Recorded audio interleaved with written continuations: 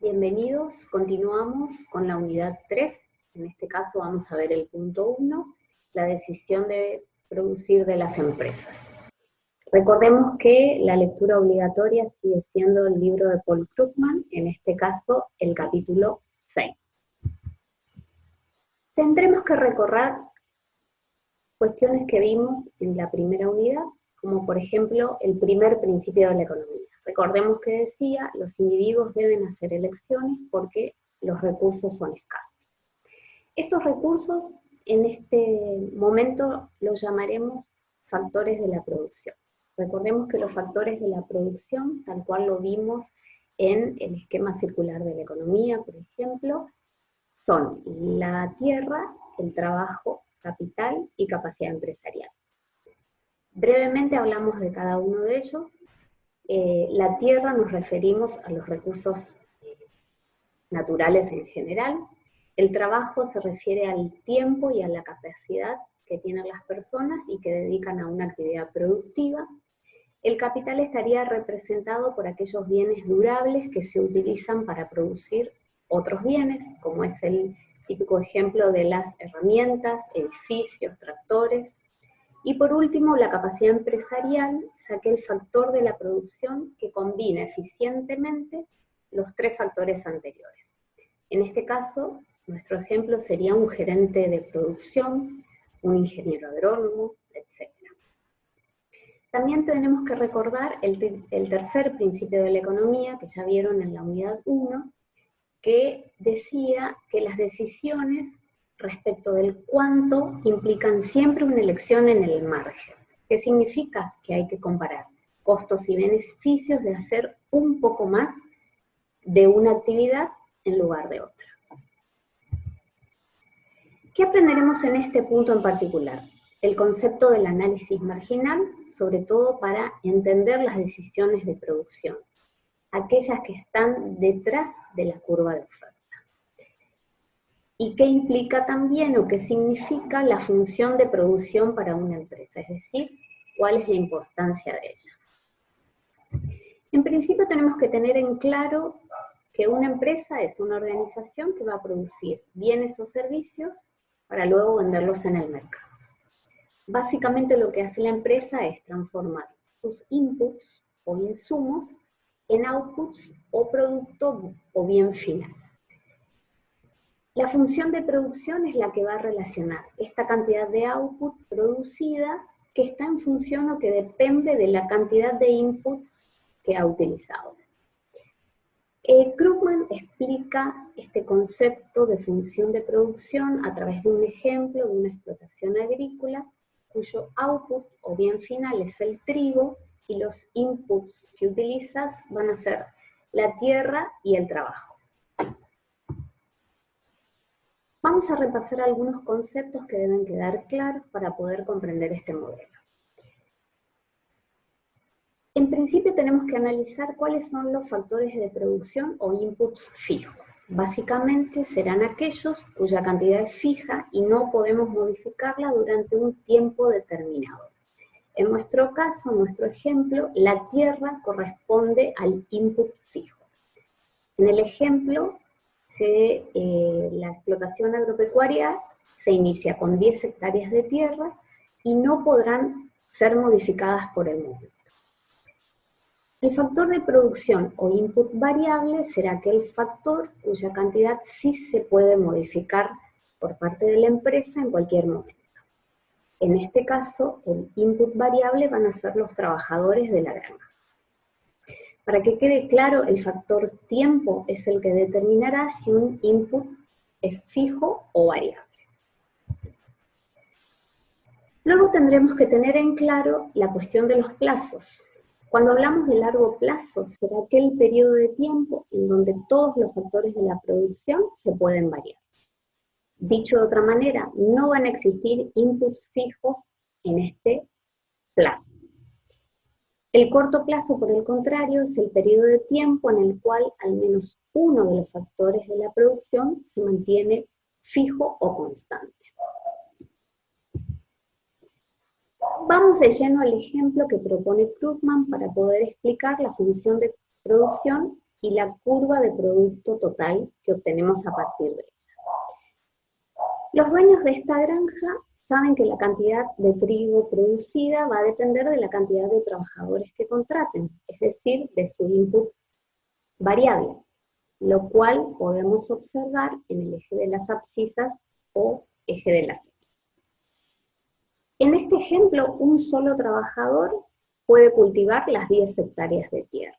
Cuando se añade un segundo trabajador, este podrá dividirse la tierra en partes iguales, es decir, cada uno podrá trabajar en 5 hectáreas de tierra y así sucesivamente. A medida que se incorporan más trabajadores, decimos que la tierra se irá cultivando en forma más intensiva, obteniendo más toneladas, por lo tanto, como producto final o output.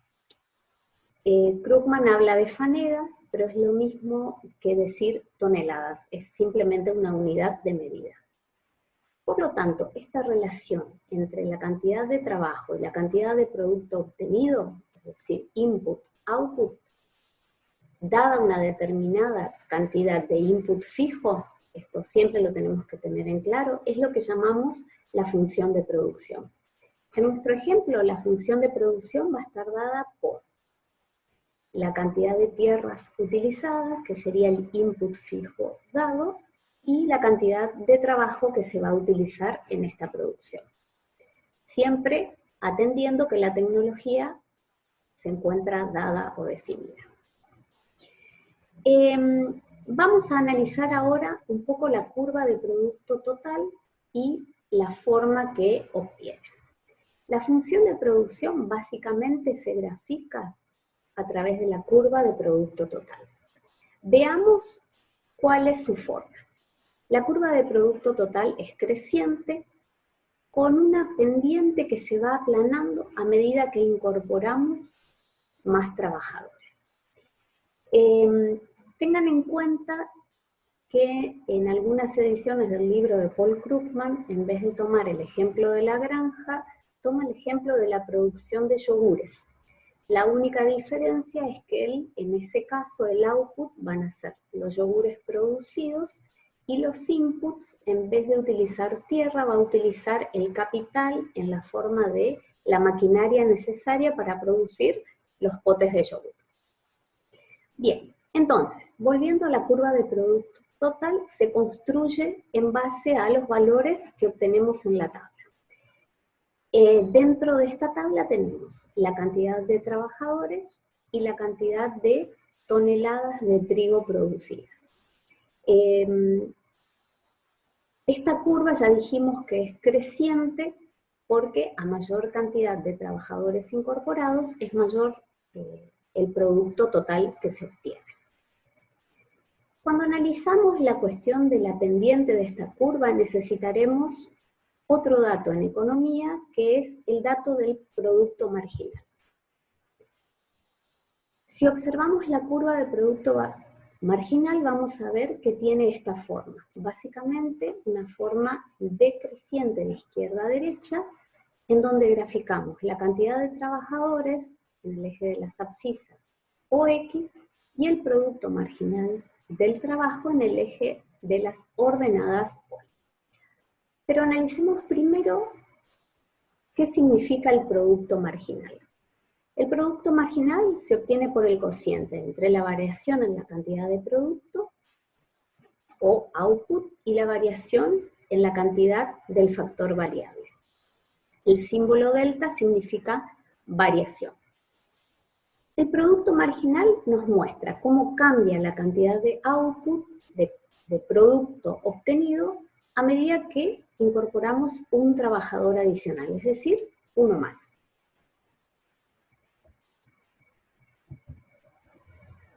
Vamos a ver un poco cómo se comporta la curva de producto marginal. Si analizamos esta curva, vamos a ver que disminuye a medida que aumenta la cantidad de trabajadores.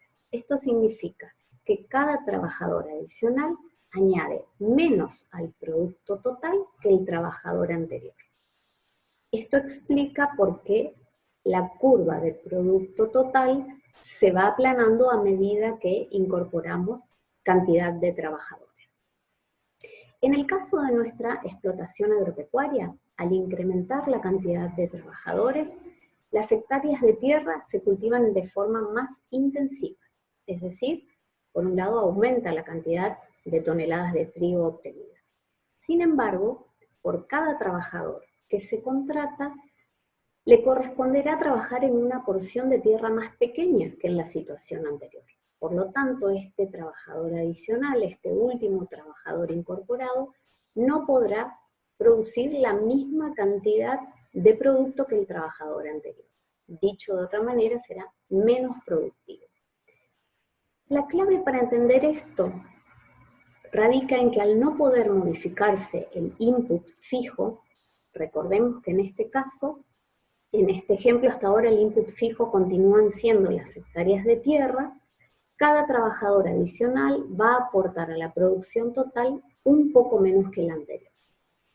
Tengamos en cuenta que en muchos modelos económicos utilizaremos estas proposiciones del tipo todo lo demás permanece constante o ceteris paribus, seguramente ya lo habrán escuchado hablar. ¿Qué significa que todo lo demás permanece constante? Que tenemos que analizar qué ocurre con el producto total y el producto marginal, teniendo en cuenta que hay un input que continúa siendo fijo, en nuestro caso, las hectáreas de tierra. Ahora, ¿qué ocurre si podemos modificar los niveles de otros outputs? Lo que tenemos que tener en cuenta es que siempre que exista un input fijo, el rendimiento de los demás inputs necesariamente va a disminuir a medida que aumenta la producción. En el caso que propone Krugman, se modifican la cantidad de hectáreas en la granja del ejemplo y pasan a ser ahora de 20 hectáreas. Fíjense en los gráficos de producto total, tenemos la opción de una explotación con 10 hectáreas y una explotación con 20 hectáreas.